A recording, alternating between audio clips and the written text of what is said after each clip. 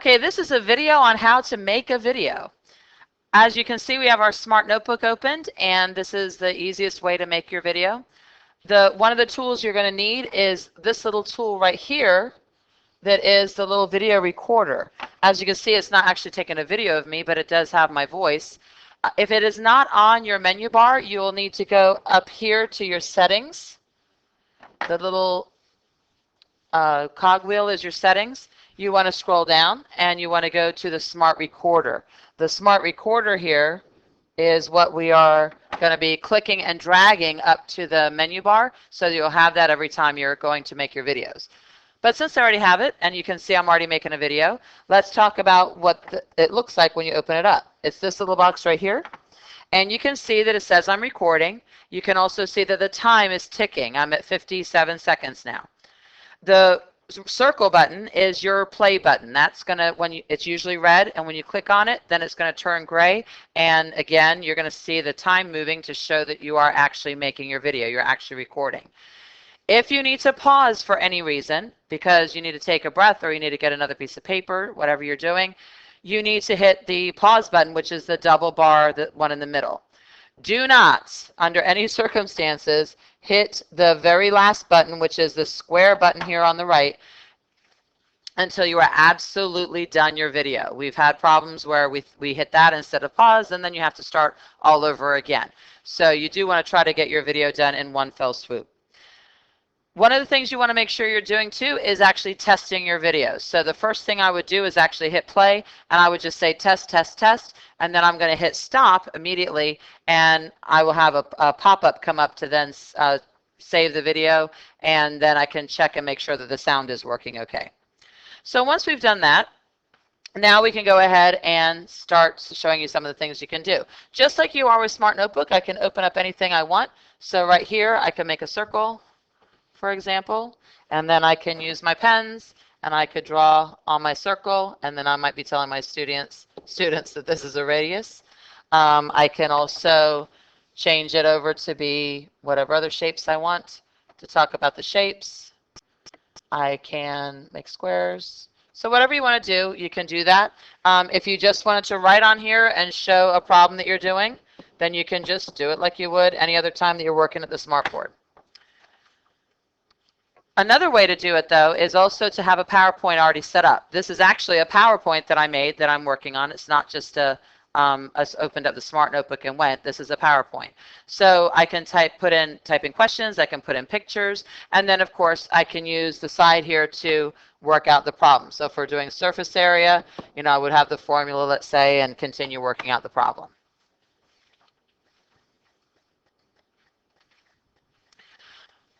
I can also use the document camera to show different things. I can show how to work out problems, or I can, whatever it is I want to do. So I can use my document cam. I've just got my formula sheet here.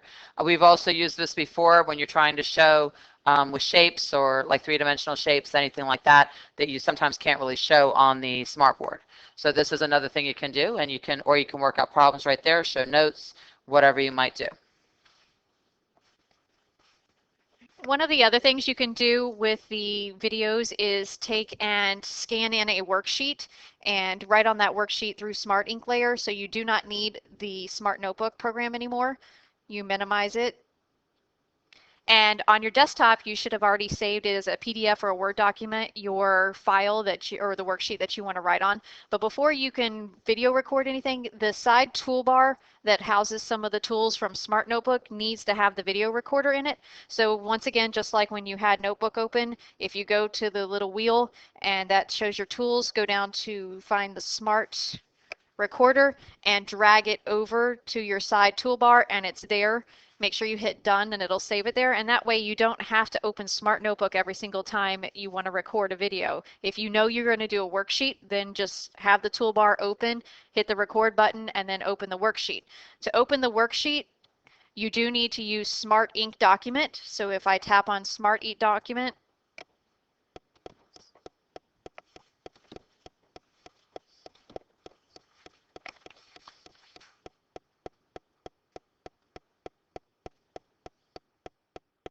it'll open up a screen, and then I go to the folder icon, and find my document. My document is labeled Worksheet Order of Operations, and I see it, so I'm going to click on it, and it will open the worksheet for me to write on. At this point, I can maximize my screen, and I can teach or do the video through writing on the screen. So I can actually write pieces of the problem that I want to do as I'm going through and explaining it.